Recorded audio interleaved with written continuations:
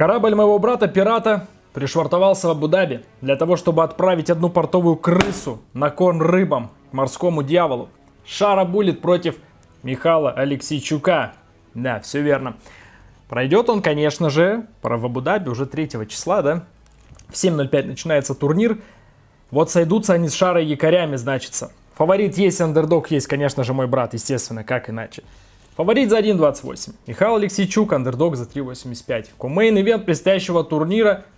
Хороший комейн-ивент. Шара прям 7-мильными шагами движется вверх. Следующий, в случае победы, бой будет, видимо, и вовсе, возможно, в мейн-ивенте, хрен его знает, да ведь? Давайте думать, сможет ли он отправить на корм рыбам, морскому дьяволу, вот эту вот крысу Михаила Алексейчука. У меня нет с ним проблем, просто чуть в образе. А вот крысу эту, сможет ли он отправить туда, куда я уже сказал отправить, набить трюмы золотом, ну и плыть дальше за новыми сокровищами все-таки, да. Для того, чтобы не потеряться на всех этих рифах, чтобы ваш корабль не разбился обо все эти сраные долбаные коэффициенты и все в этом духе, вам нужен капитан. И вы спросите: Жек, а ты что ли капитан? Я скажу, капитан Жека. И я не придумал третье, поэтому накидайте в комментариях. Короче, да, конечно, я капитан буду. А для этого обязательно подписаться на Бусти, там будут разборы всего турнира целиком. 500 рублей в месяц. 4 турнира в среднем обычно проводятся. Поэтому подписывайтесь, там выделяю всегда уверенные. И читайте внимательно. Если пишу, не знаю я, как бой пройдет. Есть 2 варианта. Вот такой. Я склоняюсь к этому, хрен его знает. Наверное, я не очень уверен. Наверное, это надо будет лучше обойти. Смотреть в лайве, допустим, как вариант, да. Хороший, кстати, вариант. Вот если мы заговорили про лайв, обязательно приходите и на стрим во время турнира, потому что там мы лайвим, общаемся, все это обсуждаем. Вообще лайв хороший на самом деле. У нас получается, честно говоря, без какой-то ложной скромности, реально лайв прям нормальный. Хоть только на лайв переключайся. Во время трансляции турнира, соответственно, будет уже наш стрим. Ссылка будет где? Правильно, в Телеграме. Поэтому и туда тоже подписывайтесь, чтобы ничего не пропускать. И на этот YouTube канал тоже подписываемся, лайки ставим, все в этом духе, в комментариях пишем, за кого же здесь вы. А сойдутся якорями, напоминаю, они уже 3 августа. То есть скоро, совсем скоро. Все, погнали. Итак, Шара Буллет. Давайте посмотрим.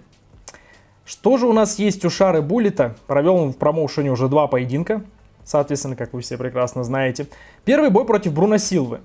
Хороший соперник, да, несмотря на то, что сейчас переживает не лучшие времена в своей карьере. И вообще, то, что его 3-0 прибирал Вайдман, это, конечно, тоже очень интересный момент.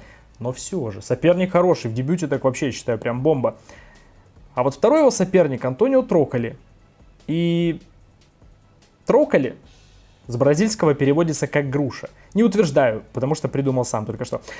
Ничего не делал, просто стоял, просто принимал удары, просто хавал. Понятно, не так-то просто взять Шару и тук-тук. Ясное дело, тем более выходя на коротком и не будучи каким-то ударником. Неудобный, габаритный, большой парень, да. С Бруно Силва хорошо себя показал. Да, много лежал на спине, да, у Силвы 6.44 контроля, но тем не менее... Шара перебил его в 2 раза, забрал все 3 раунда. То есть он знает, что надо делать снизу. Если это будет какой-то реально матерый грэплер, то я думаю, вот эту всю тему по поводу партера, борьбы, ее стоит обживать, обкусать, это да. Но не сейчас, пока что не сейчас. Трокколи, соответственно, груша, и вот сейчас Михаил Алексейчук. Михаил Алексейчук, опытный парень на самом деле. Молодой, очень молодой чувак. Вот у него 27 боев. Большая часть, наверное, из них была проведена в UFC. Ему только 29 лет. Но он бьется в UFC с 2017 года. Бьется в UFC парень. Много боев провел. Кого-то выиграл, кому-то проиграл. То есть такой нестабильный, опять же, да. Перешел в средний вес. И как-то вот вообще не очень у него там даже дела. 1-3 статистика. Против кого? Против Бараля. Бараля, по сути, контр-стиль для него, в принципе. Подвижный ударник, если он в стойке. Бараль, он такой универсальный боец. Не могу сказать, что он или ударник, или грэплер. Но если мы берем чисто стойку, он такой подвижный, много двигался, оттыкивался. Алексейчук подустал, перевел, задушил. Алексейчук про что? Алексейчук про работу руками. Ног нету, борьбы нет. Она какая-то есть. Он боец ММА все-таки. Опять же, он не просто боксер какой-то пришел, который вчера только на ринге дрался. Нет, он боец ММА. Какая-то борьба есть. Но прям назвать ее сильной, назвать ее опасной нет. По сути, для него проблема всегда была партер. Вот. Бараля создал ему этих проблем. С Чиди Нджекуани Чиди его пробил, добить не смог, отъехал сам. Мишель Перейра пробил корпус, душнул. Очень быстро. Минута 0-1, очень быстро. Ну и Кевин Холланд, я не могу понять, он уронил Кевина Холланда или нет. Просто смотрелось как будто бы да, но нокдаун не записали. Непонятно. Но он что сделал? Полез к Холланду в партер, отдал руку. Это было совсем недавно. Это было 2 месяца назад. И ручку он там, по-моему, подтравмировал. И сейчас выходит опять же на коротком. Летит через весь мир для того, чтобы подраться с Шарой. Шара в Абу-Даби уже, наверное, как рыба в воде. То есть Михал, у которого кардио всю карьеру так себе. Раунд он нормальный. Раунд он нормально работает, да. Если его не тушат, понятное дело. Раунд он работает хорошо. Потом уже начинаются просадки. Прям видно именно их невооруженным глазом. Ты прям замечаешь, он реально устает. Сила в руках есть. Так себе кардио. Побороться может, но извлечет ли он из этого большие дивиденды? Вряд ли. Пробить Шару может ли? Может. Любого, наверное, можно пробить. Опять же, у него есть 2 руки, 2 ноги. Плюс он тренируется, но он боец. Настрой у него какой? А настрой у него такой себе. Я не знаю, написал ли он этот комментарий в шутку, допустим. Может быть, потому что. А может быть и на серьезных щах. Так вот, он написал. Я не думаю, что Шара из-за этого будет его как-то недооценивать. Это было бы просто банально глупо. Михаил Алексейчук написал: если я проиграю этот бой, а скорее всего так и будет, то я закончу со спортом. Я не знаю, насколько это близко к правде, но в целом как будто бы настрой, такой себе, да, прямо откровенно говоря. Глядя на все это, Шара подвижный ударник, который может двигаться 3 раунда без проблем.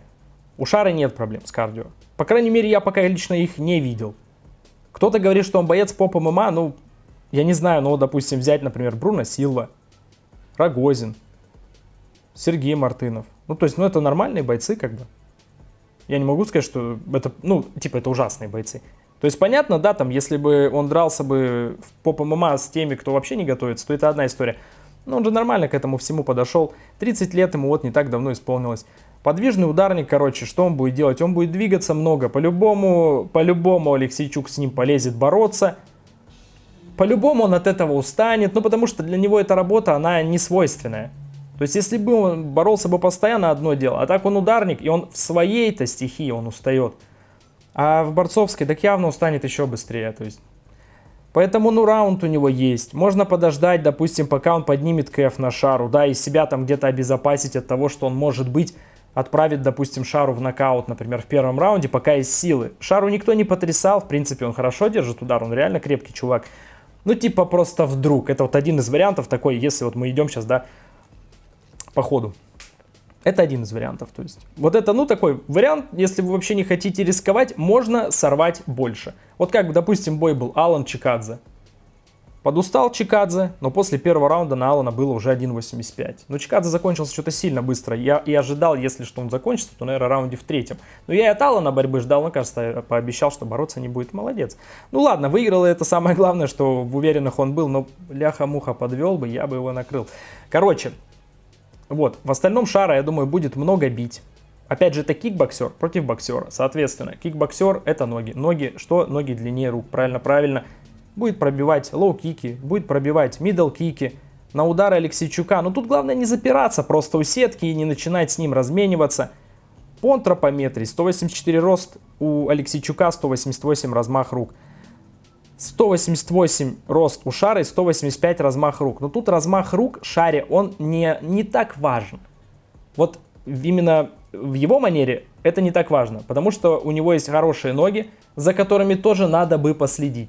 И учитывая тот момент, что Алексейчука можно потрясти и в голову, и в корпус, мне все это добавляет некой уверенности в Шаре. То есть, допустим, дрался он с тем же Бруно Силвой, но он вообще никак не шатнулся. Бруно Силва, какой бы там ни было, бьет тяжело. Но я не увидел этого в бою. То есть, если бы это был единственный бой Бруно Силва, который я смотрел, я бы сказал, что это нокаутер, какой-то, не знаю, какой-то Вася. Какой-то недоборец, я бы подумал. А он нокаутер. Наверное, единственное, что есть у Бруно Силвы, это именно нокаутирующая мощь. Не произошло, даже близко. Поэтому я так думаю, что Шара его просто отвелосипедит и, возможно, и вовсе удосрочит. Но у Шары, как бы скажем, да, он не бежит удосрачивать. То есть у Шары нету такого, что он выскакивает, и он прям на всех парах, прям бегом на тебя. То есть здесь, конечно, Алексейчук может сделать какую-то банальную ошибку, там синдром Манифилда у него появится, как, допустим, Манифилд, когда дрался, например, в своем предыдущем бою до, соответственно, Абу-Даби, где он тоже будет выступать, просто побежал на Ульберга. На контрпанчера побежать без защиты, ну тупость, ну просто максимально. Ну и все, этот, соответственно, воспользовался, нокаутировал. То есть может быть и что-то в принципе такое. То есть если Алексейчук будет работать с ним, ну реально выйдет драться, если понадобится все 3 раунда, никуда не будет спешить, я думаю, бой затянется. Поэтому мне кажется, что Шара плюс тотал больше 1,5, может быть здесь интересно, коэффициент будет где-то, наверное, я так думаю, 1,5, 1,6, может быть, кстати, больше. Если посмотреть просто на ТБ, раунд 3 начнется 2,1. Но вот опять же, я повторюсь, Алексейчук, ну что-то вот. Ну пробил его из всех, по сути, с кем он дрался. Барали его не пробил. Его не пробил Холланд, его пробил только Мишель Перейра. Но Мишель Перейра что-то в последнее время разошелся. Поэтому да, я думаю, что бой должен затянуться, если Алексейчук не побежит. Если говорить о чем-то таком менее опасном в плане выбора, то это Шара, победа нокаутом или решением. Это именно вот такой комбинированный выбор есть. Не буду говорить где, там заходите в чат ко мне, еще где-то там напишут уже. Я не буду говорить, потому что это будет реклама, тем более бесплатная. Я не хочу делать ни платную, ни бесплатную в данный момент. Вот. То есть вот такая история. Я думаю, что Шара должен Алексейчука выиграть. Первый раунд самое, что есть опасное. Первый раунд надо пережить, дальше проблем нет. Полезет Алексейчук бороться, я думаю. Я думаю, что вынудит его Шара бороться. По-любому полезет он бороться. Ну, Шару, да, ну переводил Бруно Силва, но он дивидендов-то не извлек. Понимаете, в чем штука? И Алексейчук какой-то изношенный, что ли, я не знаю. Вот я говорю, типу 29 лет, его 6 раз задушили, 1 раз его нокаутировали. Ну, его и пробивали, и потрясали, так-то было дело, да. Но все равно крепенький, крепенькая голова, про корпус уж, извините, не знаю. Ну вот, Мишель Перейра пробил, но Мишель Перейра, мы уже с вами, да, понимаем, чешет, дай бог. Короче, я думаю, Шара выиграет, Шара выиграет. Мой брат Шара выиграет, заберет все золото, поплывет дальше, будет уже грабить Америку. Ха-ха-ха. Такая вот история, друзья, короче. Обязательно пишите в комментариях, что думаете вы, ставьте лайки, подписывайтесь на канал, на телеграм, ну и приходите на стрим, как без этого, да. Все, я на этом с вами прощаюсь. Всем спасибо, пока и попутного ветра.